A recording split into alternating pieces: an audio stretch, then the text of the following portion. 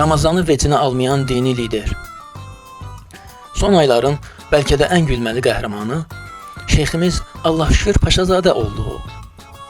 Dini liderimizin Ramazanda yoxa çıxması və Bakıya bilet tapa bilmədim deməsi tam bir komediya idi. Bir şeyx, bir dini lider necə ola bilər ki, ən mühüm dini mərasim olan Ramazan bayramında iştirak etməsin, bayram namazını qıldırmasın? Bu, birmənalı şəkildə Ramazanı dini saymamazlıqdır və öz şeyxliyini inkar etməkdir. Düzdür, malakeş mediamız şeyxi, necə deyərlər, sudan quru çıxarmaq üçün yazdı ki, yazıq şeyx ciddi xəstəymiş, hətta təcili Türkiyəyə göndərilib. Amma sən saydığını say, gör şeyx nə sayır. Bəli, şeyxin ənənəvi sarsaqlıq damarı tutdu və həm özünü, həm də medianı ifşa etdi.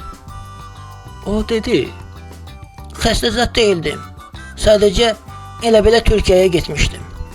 Qayıtmağa qalanda isə bilet tapa bilmədim. Vaxtilə vicdan anlayışına uzaq olduğunu etiraf edən şeyx, bu dəfə də Ramazanı, ibadəti ciddiyə almadığını etiraf etmiş oldu. Yəni, hansısa bir məmurun Türkiyə-Azərbaycan reysi üzrə bilet tapa bilmədiyinə heç göydəki qarğalar inanmazlar. Nə deyək? Danışmasaydı, gizlənməyə davam etsəydi, bundan yaxşı idi.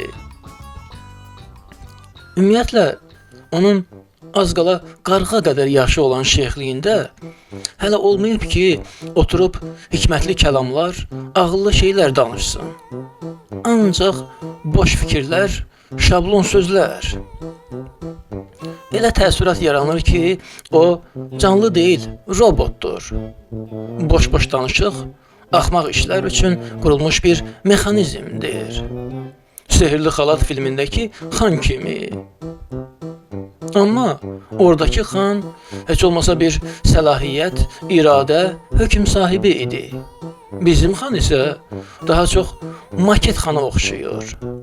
Ağzını açıb gicləyir, sonra da susub kənara çəkilir. Mən 33 ildir Şeyxülislamam, hələ vicdanın nə olduğunu bilmirəm.